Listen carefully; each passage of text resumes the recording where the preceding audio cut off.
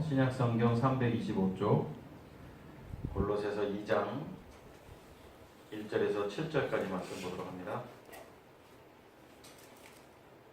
325쪽 골로새서 2장 1절에서 7절 말씀을 제가 읽어드립니다. 내가 너희와 라오디게아에 있는 자들과 무릇 내 육신의 얼굴을 보지 못한 자들을 위하여 얼마나 힘쓰는지를 너희가 알기를 원하노니 이는 그들로 마음의 위안을 받고 사랑 안에서 연합하여 확실한 이해의 모든 풍성함과 하나님의 비밀인 그리스도를 깨닫게 하려 함이니 그 안에는 지혜와 지식의 모든 보화가 감추어져 있느니라. 내가 이것을 말함은 아무도 교묘한 말로 너희를 속이지 못하게 하려 함이니 이는 내가 육신으로는 떠나 있으나 심령으로는 너희와 함께 있어 너희가 질서 있게 행함과 그리스도를 믿는 너희 믿음이 굳건한 것을 기쁘게 봄이라.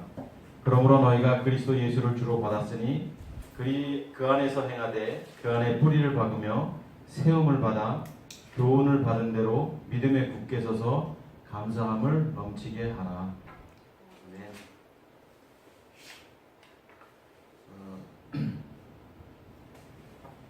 계속해서 우리가 골로새서 말씀을 보고 있는데 두 주간은 녹화가 잘 안 됐습니다. 그래서 유튜브나 또 카페에 올리지 못했습니다. 굉장히 중요한 말씀입니다. 1장 우리가 지난번에 보았던 24절 이하부터 오늘 말씀까지 굉장히 중요한 말씀이라서 우리가 또 한 번 더 집중해서 말씀에 도전을 좀 받았으면 좋겠는데 요한복음 우리가 오늘 본문을 보기 전에 우리가 잘 알고 있는 요한복음 1장 말씀을 좀 봤으면 좋겠어요. 142쪽 요한복음 1장을 보면 태초에 말씀이 계신다 이렇게 돼 있죠. 태초라는 것은 이제 창세 전입니다. 태초에 하나님이 천지를 창조하시니라 했을 때 그 창세기에 그 태초가 있으면 시작점인데 이 태초라는 개념이 두 가지 성경에 언급되어 있는 이 태초가 있고 또 이제 또 태초가 있는데 이 태초는 언제냐면 인간이 창조된 천지 만물이 지어진 시점입니다. 천지 만물이 지어진 시점. 이때 여섯째 날 인간이 만들어지죠. 여기 지금 요한복음의 태초라는 것은 이전의 태초를 말하는 거예요. 이전의 태초. 우리가 알 수 없는, 우리 이성으로는 도저히 이해할 수 없는 그 시점인 거죠. 이때 하나님이 계셨고 또 말씀도 계셨고 그대로 보면은 말씀이 하나님과 함께 계셨고 말씀이 하나님과 함께 계셨고 또 말씀이 하나님이시다 뭐 이런 표현도 있죠. 말씀이 하나님이시다. 그러니까 이 말씀이라고 표현되는 로고스라는 게 이 말씀은 하나님과 같은 분이라는 거죠. 하나님이시다. 하나님이랑 같은 분. 이 말씀이 또 요한복음 보니까 생명이다 이렇게 되어 있습니다. 또 그런 말미암아 다 지음받았다. 그러니까 이때 태초 이제 여기서 이 창세기 요한복음 1장의 1절의 태초와 창세기 1장의 그 1절의 태초에 하나님 천지를 창조하신 이 시점에 이 천지 만물 인간을 지은 이분이 누구냐라는 이분이. 그러면 요한복음을 보면 말씀이신 그가 지었다 이렇게 나오죠. 그러니까 하나도 그가 없이는 된 것이 없다. 그로 말미암아 지음받았다. 그러니까 이 천지 만물 해, 달, 별, 우주, 지구, 나무, 동물, 짐승, 인간 누가 만들었느냐? 하나님이신 말씀.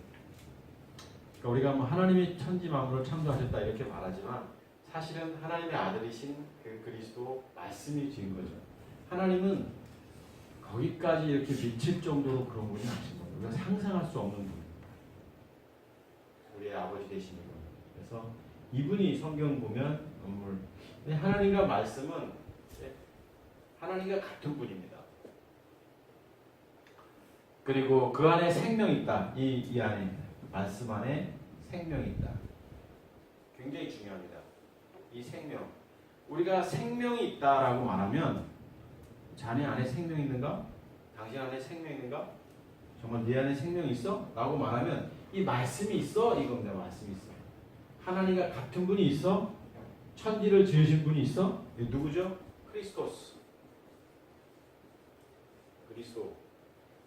이 안에 그리스도가 있어 이거예요. 생명이 있어. 그럼 그리스도가 있느냐 이거죠. 성경 굉장히 쉽습니다. 성경 그대로. 그런데 이 생명이 사람들의 빛이고 또 사람들에게 비쳤지만 이 어둠의 사람들에게 비쳤지만 깨닫지도 못했다. 뭐 이런 말씀들이 나옵니다. 그런데 오늘 보고자 하는 게 이제 10절을 한번 보면 요한이 이제 이 빛에 대해서 말을 하면서 10절에 그가 세상에 계셨으며 그가 생명이고 말씀이고 이분입니다. 그가 하나님의 아들입니다. 하나님의 아들. 이 하나님의 아들이 오늘 세상에 계셨다. 세상은 그로 말미암아 지은 바 되었고, 자 이분이 생명이시고 말씀이시고 하나님과 같으신 분이고 이분이 하나님의 아들이신 이분이 세상에 계셨다. 세상에 계실 때 이분이 누구냐 이거죠. 세상에 계실 때 이분이 누구냐면 우리가 아는 바로 예수님이에요. 세상에 계시기 전에는 누구예요? 그리스도죠.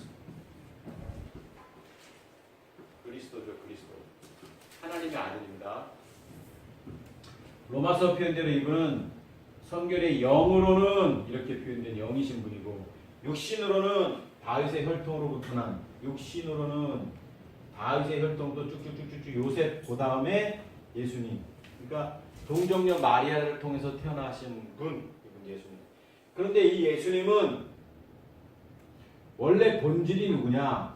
그리스도죠. 그리스도. 영이신 그리스도입니다. 하나님의 아들이고 말씀이신 이분입니다. 근데 이분이 세상에 계셨다라는 거예요. 이분이 세상에 계셨는데 세상이 그를 어떻게 알지 못했다 이거예요. 자 보세요. 이분이 이 세상에 이건 뭐 세상이라고 이렇게 표현하면 되는지 모르지만 이렇게 예수님이 계셨어요. 사람들이 있고.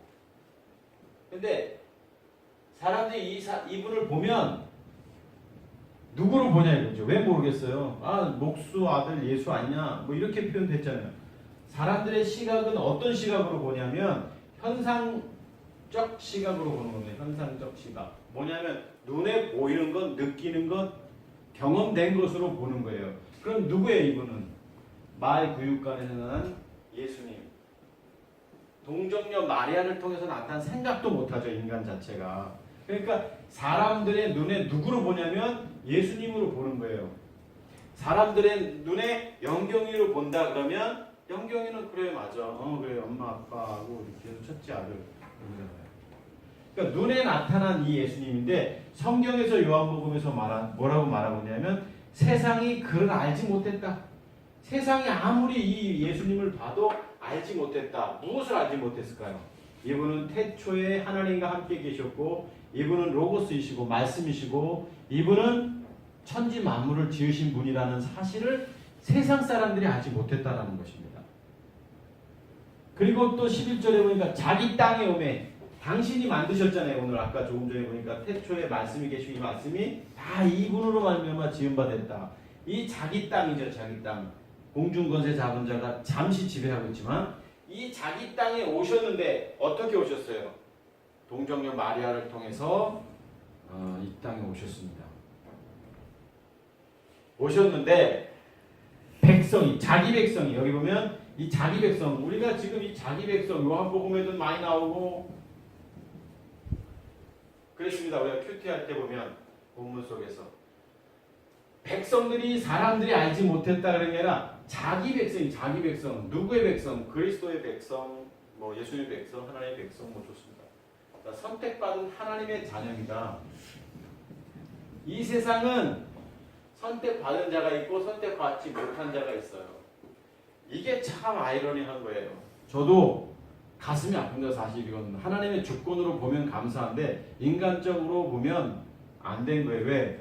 참 아쉽잖아요. 내가 하나님의 자녀된 것만으로도 감사하고 나같이 부족한 죄인을 하나님이 무슨 이유가 있어서 하나님의 자녀로 선택하셨는가 이것만 생각하면 뭐 다른 거 생각할 이유가 없는데 그렇지 못한 이 땅에 많은 내가 사랑하는 사람들 나와 함께하는 사람들이 하나님의 자녀가 아니라는 사실을 생각하면 얼마나 가슴이 아프냐 이거죠. 그런데 성경은 분명히 예정론입니다. 성경은 선택받은 하나님의 자녀가 때가 되면 성령을 통해서 예수가 그리스도라는 사실을 알게 되고 또 우리의 육체를 십자가에 못 박음으로 하나님의 자녀가 되는 거예요. 그래서 그 자기 백성이 알지 못해요. 아직 베드로도 알지 못했습니다. 예수님을. 요한도 알지 못했고요. 야고보도 알지 못했던 거예요. 사도 바울도 알지 못했던 거고 빌립도 알지 못했던 거고 많은 사람들이 예수님을 보고 알아야 되는 거예요. 이분이 누군지를 알아야 되겠어요. 하나님의 자녀들이 알아야 된다. 누군지를 알아야 되냐면 이분이 그리스도임을 알아야 됩니다. 그리스도이시. 알지 못했다 오늘 이렇게 되는 거예요. 자기 땅에 오매 자기 백성이 11절 영접하지 아니하였다 이렇게 되어 있습니다. 영접하지 않았다.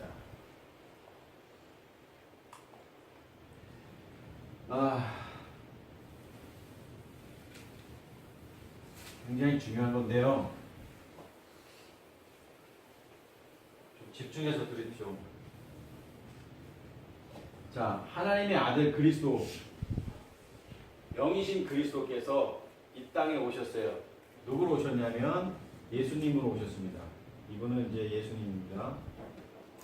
하나님의 아들이신 그리스도고 영이십니다. 그래서 이 땅에 오셨는데 예수님으로 오셨는데 자기 백성들이 사람들이 아니고 자기 백성들이에요. 사람들이 아니고 이 세상 사람들이 아니고 자기 백성들이 여기 오면 그를 알지 못했다. 자기 백성이 영접이라는 단어 씁니다. 영접. 람바노라는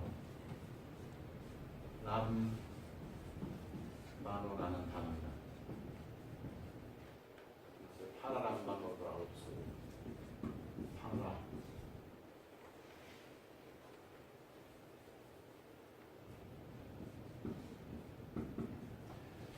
받아들이다 뭐 이 뜻이에요. 그냥 영접이라는 게.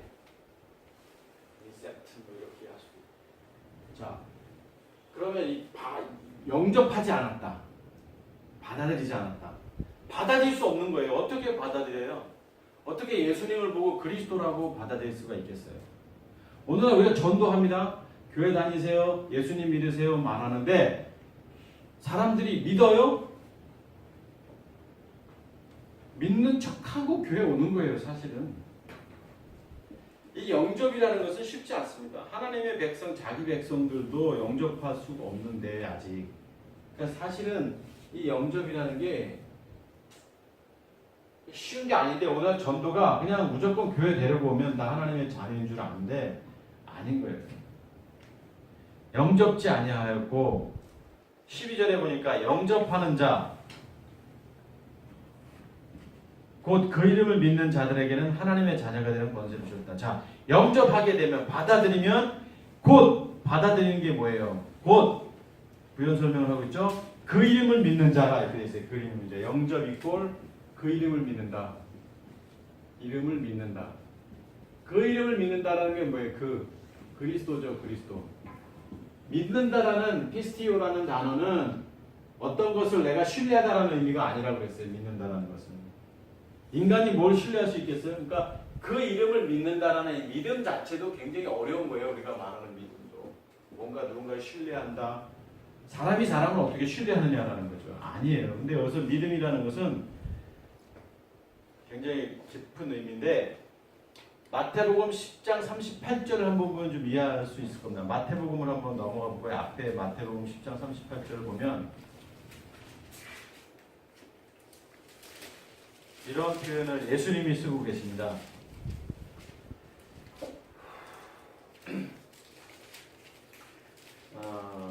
내가 세상에 화평을 주러 온 줄로 생각하지 말라 뭐 이런 검을 주러 왔다 뭐 이런 말씀이 34절에 있고 10장 38절에 보면 또 십자가를 지고 나를 따르지 않는 자도 내게 합당하지 아니하니라 이렇게 말씀하고 있습니다. 그러니까 십자가를 지고 여기 십자가를 지고 이때 지고가 뭐예요? 미유자를 이렇게 잡고 씁니다. 람 바노 바노 자, 요때 쓰여진 단어가 영접이에요. 남바노. 그러니까 영접이라는 의미는 십자가의 죽음과 관련되어 있는 겁니다, 여러분. 영접한다라는 게 내가 뭔가를 이렇게 받아들인다라는 건데, 받아들인다라는 것은 어떻게 생각하냐면 내가 뭔가를 받을 만한 조건이 돼서 이렇게 내 것으로 만드는 그런 개념이 아니라 이 영접이라는 단어가 물론 여러 군데서 여러 의미로도 쓰였지만 이 람바노라는 의미는 십자가를 진다. 이것과 관계가 있는 거예요. 영접이라는 것은. 그러니까 우리가 믿는다라고 말할 때 뭔가를 신뢰하라는 개념, 신뢰한다라는 개념이 아니라 그것을 넘어선 믿음의 행함을 말하는 거예요. 아무든지 나를 따라오려거든 자기를 부인하고 자기 십자가를 져라.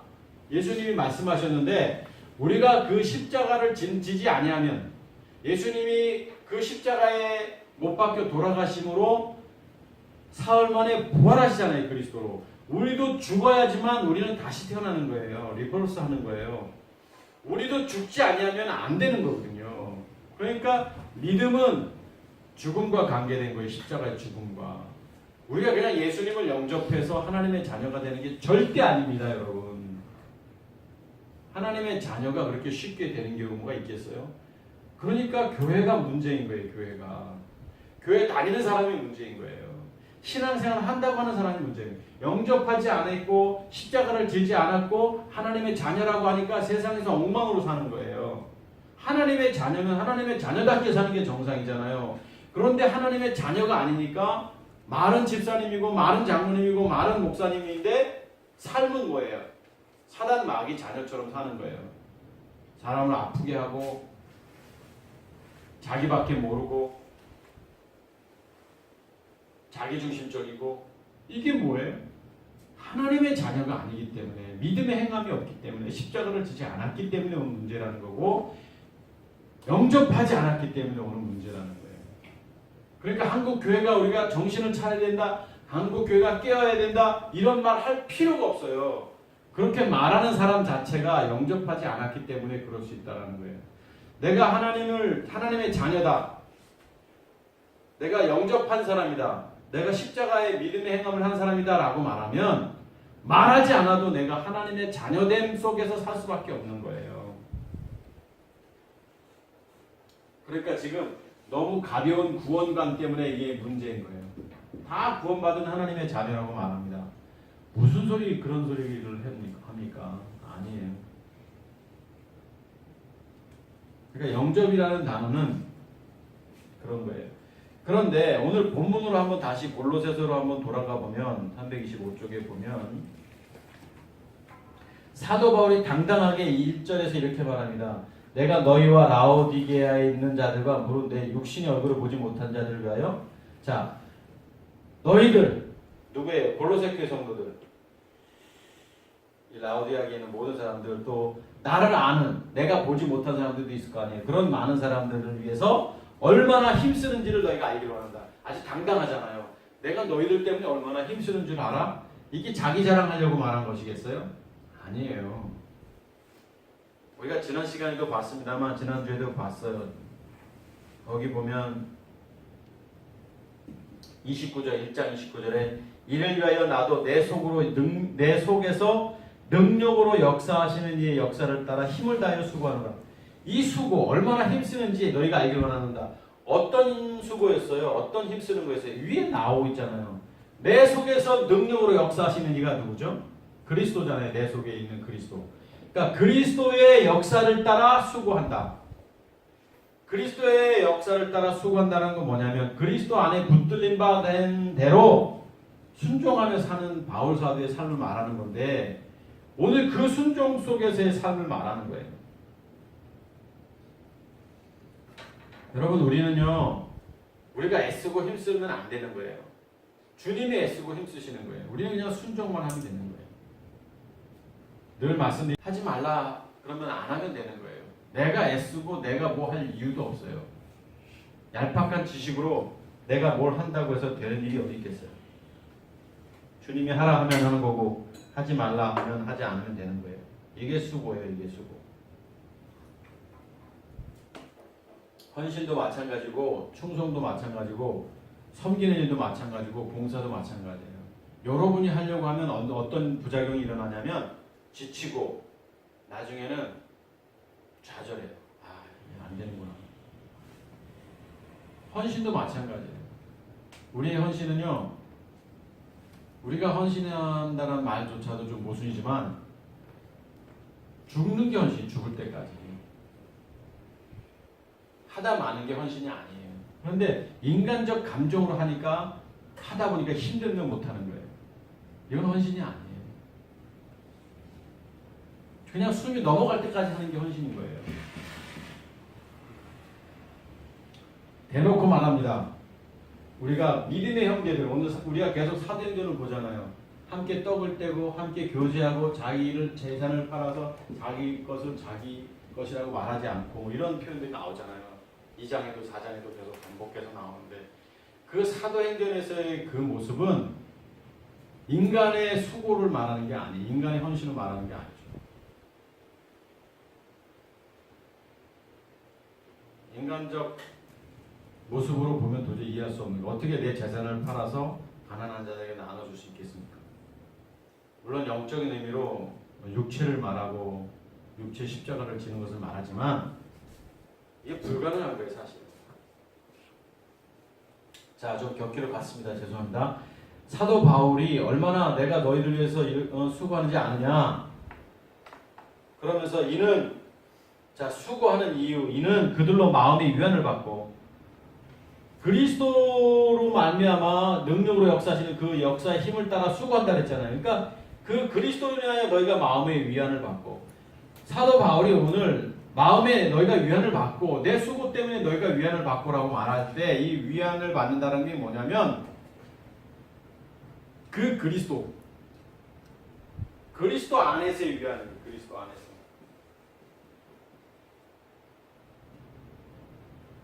엔 크리스토스 인 크라이스트. 자, 그리스도 안에서의 수고군요. 그리스도 안에서의 위로. 세상의 위로는요, 잠깐이면 다 지나가기 때문에 위로가 될 수 없어요. 주님의 위로, 주님만이 우리의 위로자이신 거예요. 그래서 바울 사도가 너희가 주님의 위안을 받고 주님 안에서 연합하여 이렇게 말하는 거예요. 사랑 안에서 연합한다는 거죠. 사랑도 마찬가지. 사랑 안에서 연합하여 우리가 이 본문을 읽으면 이성적 가치관으로 이해한다니까요. 아, 우리가 서로 사랑해야지. 그래, 함께 마음을 나눠야지. 그거 아니에요. 인간은 절대로 사랑할 수 없는 존재가 인간입니다. 사랑 못하는 게 인간이에요. 어떻게 사랑을 해요, 인간이? 부모와 자녀, 부부관계, 형제관계, 또 친인척 관계, 또 동료 관계, 우리 관계 속에서 한번 사랑을 한번 울타리를 한번 연결시켜 보세요. 사랑을 하긴 하되 어떤 사랑? 제한된 사랑을 하는 게 제한된 사랑. 제한된 사랑. 저 요즘에 뉴스를 보면 말도 안 되는 비인륜적인 행동들이 많이 나오잖아요. 이게 뭐냐면 사랑이라는 거 인간 자체에게 있을 수 없는 겁니다. 내가 너를 사랑한다 아들아. 다 이거 거짓말이에요. 믿지 마세요. 조심스러운 표현입니다. 그런데 내가 주님의 사랑으로 널 사랑해. 이건 맞는 거예요. 주님의 사랑. 우리가 주님의 사랑으로 사랑하는 게 맞는 거지. 내가 누구를 사랑한다?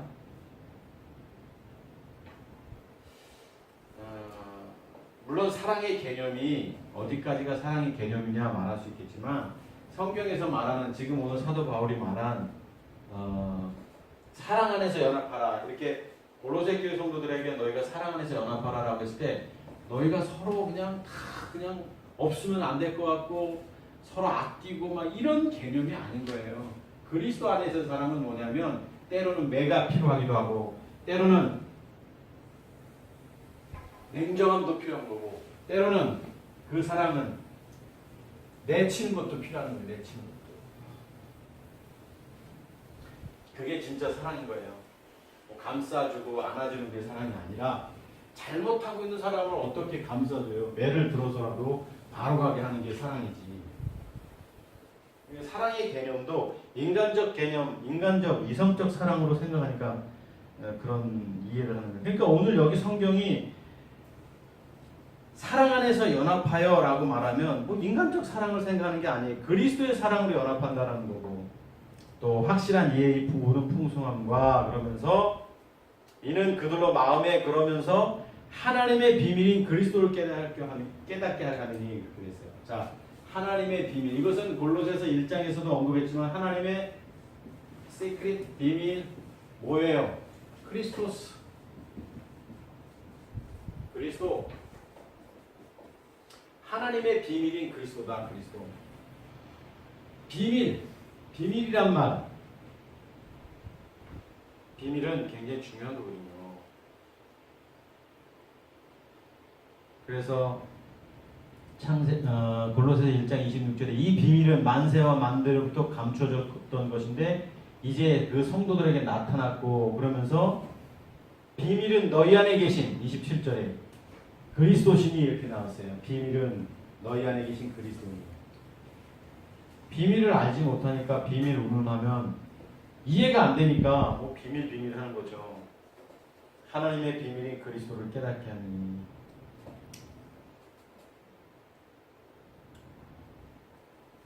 자, 이렇게 한번 생각해 보세요. 영접한 사람들이 있습니다. 이제 내가 하나님의 자녀가 됐어요. 그냥 뭐 받아들인 게 아니에요. 람바노. 그러니까 십자가를 진 사람들. 그래서 내 삶의 모든 주관자가 이제 그리스도가 되는 이런 사람이 이제 하나님의 자녀라고 그림을 이제 그렸습니다.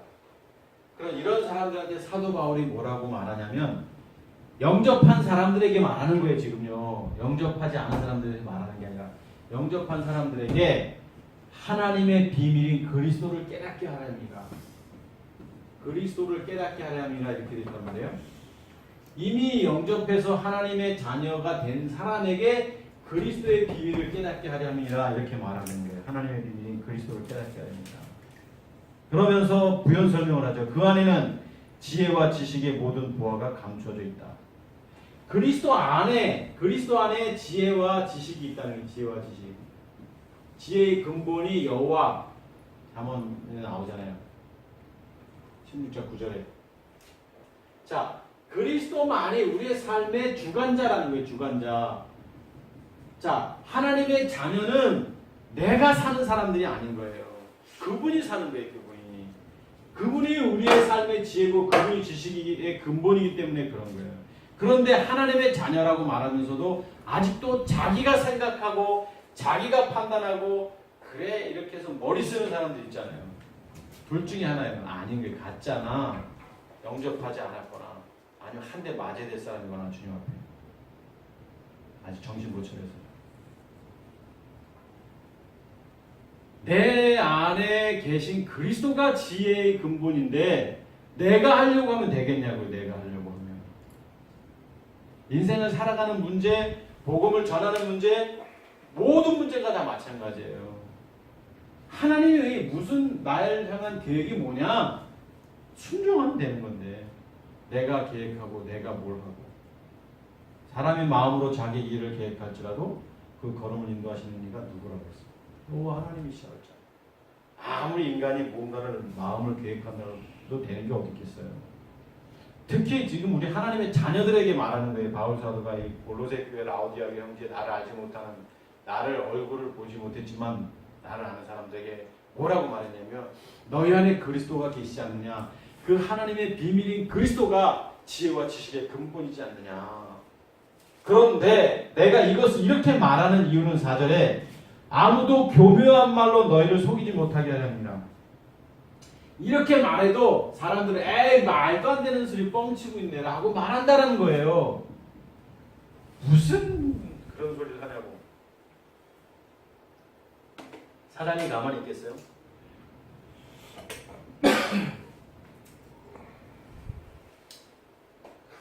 교묘한 말이에요. 교묘한 비슷한 말. 속이지 못하게. 속여요. 아이 아니라고. 인간이 애를 쓰고 노력도 해야 되고 무슨 그리스도가 우리 안에 아예 아니라고. 저는 4절의 말씀을 교묘한 말이 뭐냐면 이렇게 표현하고 싶어요. 율법적인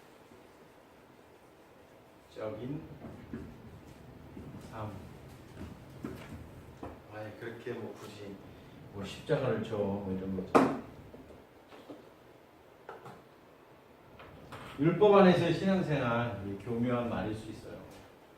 여러분 교회 열심히 다니고 교회 충성하고 헌신하고 봉사하는 거 아름다운 거죠. 왜 그게 아름답지 않겠어요? 그런데 하나님의 자녀가 아닌 사람이 충성, 헌신, 봉사하는 것은 다 그 그림자 같은 거고 쓸데없는 거예요. 잠시는 지나면 아무것도 아닌 거예요. 그런데 하나님의 자녀는 그렇게 살면 안 돼요. 하나님의 자녀는 정말 하나님의 뜻 안에서 사는 거예요.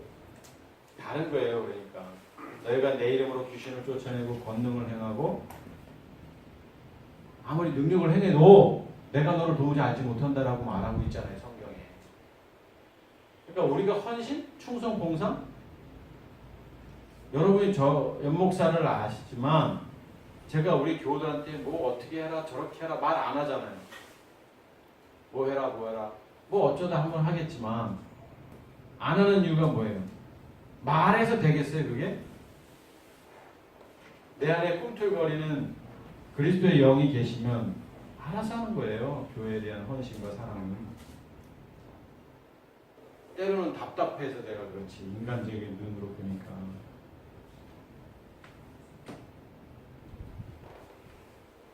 제가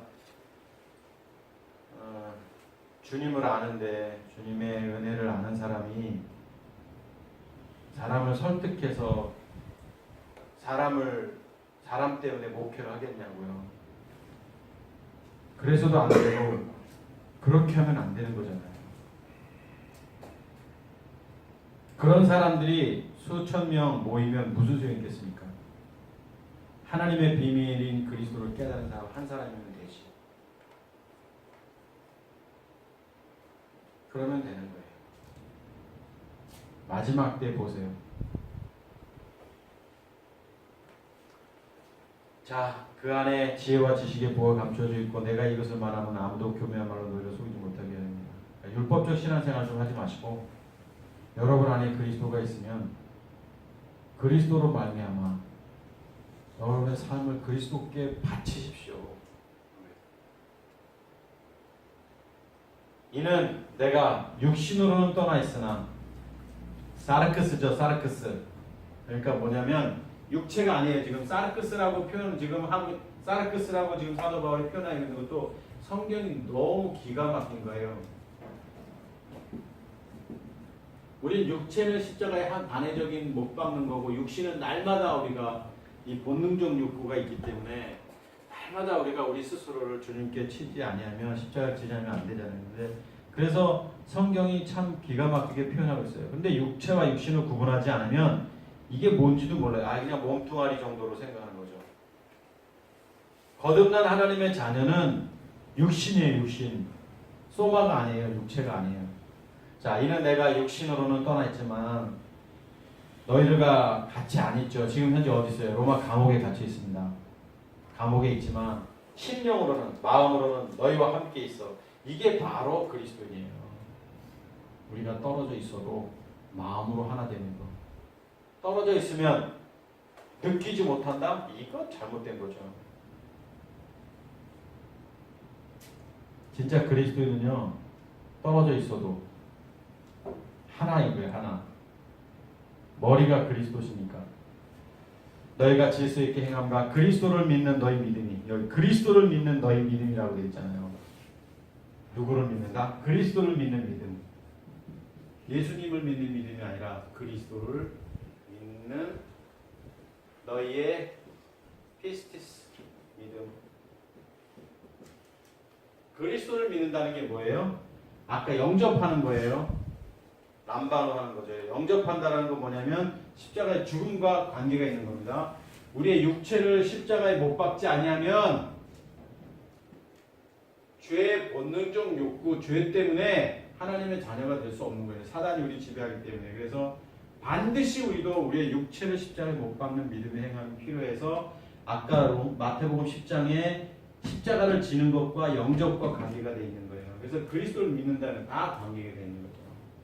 그래서 제가 매일 십자가를 져야 된다, 죽어야 된다라고 연목사가 이렇게 맨날 말하는 이유 중에 하나는 죽지 않으면 하나님의 자녀가 아니니까 그런 거예요. 죽어야 되는 죽어요.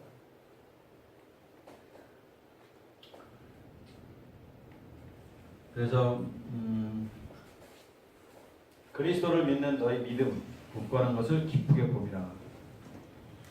지금 이 골로새 교회 성도들에게 1장에서도 봤지만 대단한 사람들이거든요. 이 사람들이요. 에바브라를 통해서 세워진 성도들인데 바울 사도가 얼마나 이 사람들을 보면 기쁘겠어요. 그래서 그들에게 권면의 말씀을 하는 거예요. 자, 6절. 그러므로 자 너희 안에 하나님의 비밀인 그리스도가 너희 안에 있지 않느냐. 그러므로 어떻게 하라? 자, 그러므로 너희가 그리스도 예수를 주로 받았으니 여기 엊그제 목요일날 정재현 형제님하고 또 영적인 교제를 나누고 있었는데요. 그때 그런 얘기를 했어요. 성경에 보면 예수 또 예수 그리스도 예수 이렇게 표현되어 있다. 성경에 여러 군데. 어떤 때는 예수님, 뭐 어떤 때는 예수 그리스도, 어떤 때는 그리스도, 어떤 때는 그리스도 예수. 왜 똑같은데 이렇게 표현하냐. 그러니까 뭔가 이유가 있다. 이런 얘기를 나눴어요. 근데 여기서도 보면 너희가 그리스도 예수를 주로 받았으니 자 그리스도 예수라고 표현될 때는 하나님의 자녀된 사람들 그러니까 영접한 사람들이요 내 안에 그리스도가 있는 사람들을 지칭할 때는 그리스도가 앞에 나와요. 그리스도가 앞에 나와요. 성경을 좀 자세히 보면 그래서 골로새서 1장 1절에 보면 하나님의 뜻으로 말미암아 그리스도의 예수된 그리스도의 예수의 사도된 바울 이렇게 표현했어요. 그리스도 예수의 사도된 바울. 사도 바울이 이런 표현을 쓸 때가 있어요. 내가 예수 그리스도 안에 있는 너희에게 편지하노니 문안하노니. 자, 예수 그리스도라고 표현할 때는 아직 율법 안에 있는 사람들 이렇게 율법 안에 있는 사람들도 있고 또 거듭난 사람들도 있고 그렇지 않은 사람들도 교회에 이렇게 있잖아요. 이렇게 이런 사람들을 말할 때는 예수 그리스도 안에 있는 그리고 요 안에 그리스도를 영접한 사람들을 표현할 때는 그리스도 예수 안에 있는 너희에게 이렇게 표현하는 거예요. 그래서 앞에 예수 그리스도 예수가 성경에 구분되어서 표현되고 있다는 것 아무도 신경 안 쓰지만 자세히 보면 다릅니다. 뭐 그리스도 이건 뭐 말하나 말하고 자 그러니까 지금 그리스도 예수를 주로 받았으니 누굴 얘기하는 거죠? 골로새 교회 성도들을 얘기하기도 하고 오늘 우리 리버스 가족들 중에서 내 안에 그리스도가 있는 사람들 그런 사람들에게 뭐라고 말합니까? 여러분이 하나님의 자녀라면 오늘 이 말씀을 듣는 사람분들이 하나님의 자녀라면 여러분에게 하시는 거예요. 그 안에서 행하라. 그 안에서 행하라 이렇게 돼 있어요. 행하라라는 단어를 찾아보니까 페리파테오 헬라어 원문에는 이제 페리파테오로 돼 있어요. 뭐 굳이 쓸 필요는 없지만 페리파테오 이렇게 써요.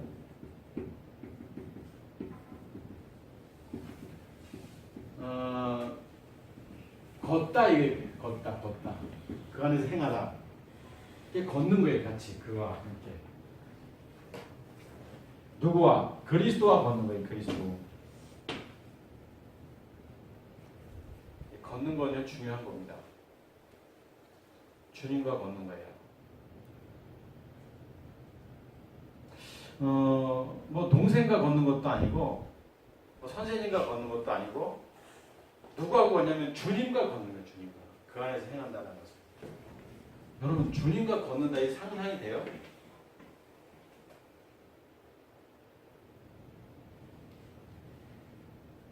문재인 대통령하고 김정은 두 사람이 걸었어요. 거기 어디 뭐 그렇죠. 갑자기 이름 생각. 그리고 그 다리 위에서 한 3-40분 교제했죠. 좋았잖아요. 또 뭐 김정은하고 트럼프도 이렇게 걷더라고요. 싱가포르에서.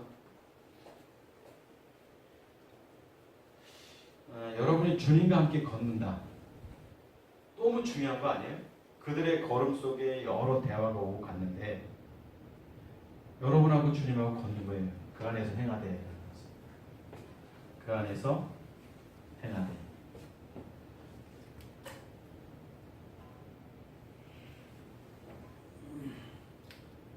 그런데 여기서 그 안에서 행한다라는 자체가 특별하게 걷는 건 아니에요. 그냥 일상생활에서 걷는 거예요. 일상생활. 다시 말하면 막 눈에 드러나는 뭐 헌신, 충성 이런 걸 말하는 게 아니라 삶 속에서 주님과 함께하는 걸 말하는 거예요. 그 안에서 행한다. 여러분의 삶의 현장, 여러분의 직장에서 주님과 걷는 거예요. 여러분이 못 느끼는 그게 문제지만 여러분이 삶의 현장, 여러분의 가정, 여러분이 가는 곳에서 주님과 걷는 거예요. 주님. 그럼 물어보는 게 걸으면 이렇게 주님 어떡하죠? 이럴 때 어떻게 해야 되죠? 아, 네 알겠습니다. 이게 걷는 거예요.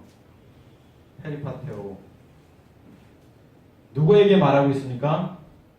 하나님의 비밀인 그리스도를 깨달은 자, 그분을 영접한 자들에게 말하고 있는 거예요. 또 그 안에 뿌리를 박으며 리조 이런 단어네요. 그러니까 리조라는 단어는 기초를 단단히 내리다 뭐 이런 뜻입니다. 흔들리지 않는 거예요. 그냥 바람만 불면 막 흔들리고 가벼워가지고.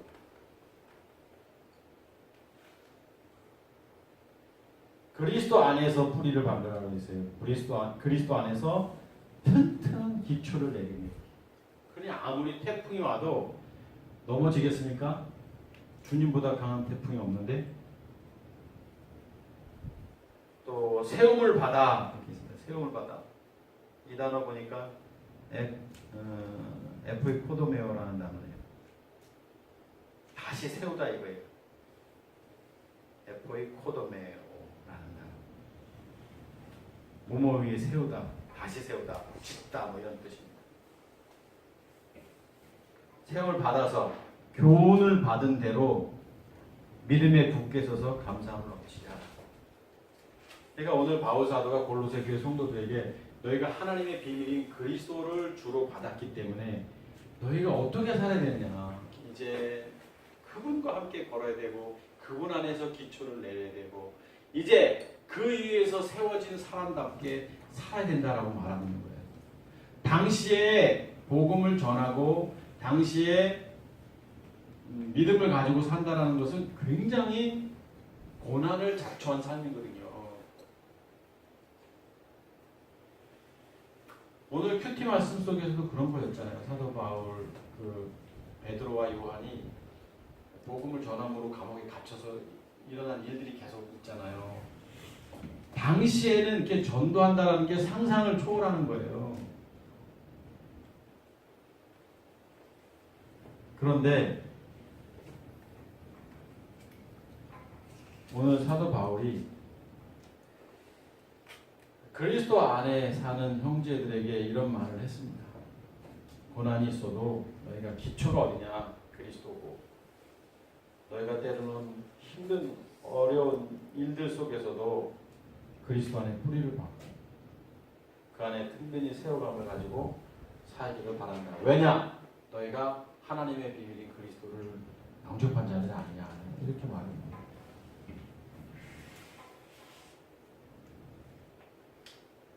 세움을 입어라는 단어,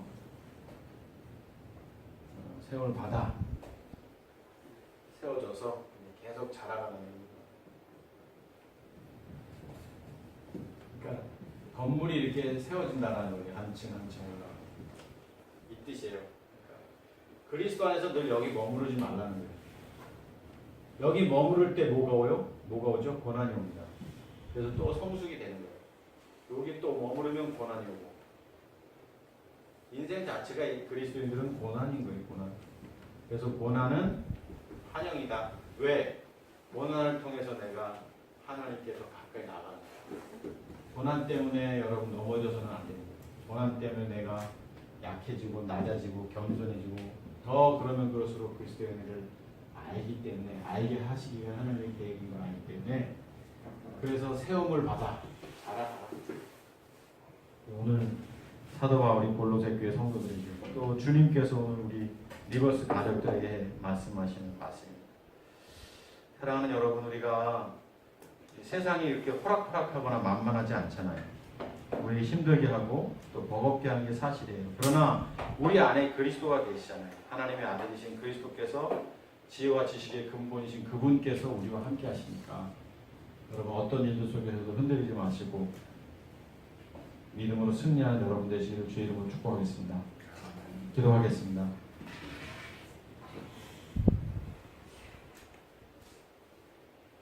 하나님의 비밀인 그리스도를 알게 해주시고 그 그리스도 때문에 하나님의 자녀가 되게 해주신 것을 감사합니다.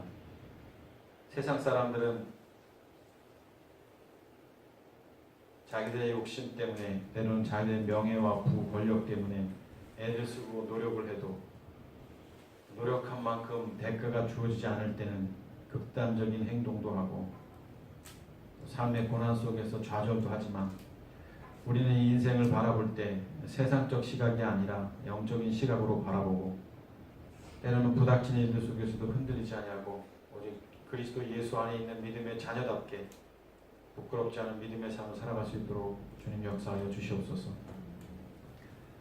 이제는 우리 주 예수 그리스도의 은혜와 아버지 하나님의 극진하신 사랑과 성령님의 내주동인 교통하심이 우리 사랑하는 모든 가족들 머리 위에 이제로부터 영원토록 함께 있을지어다. 아멘.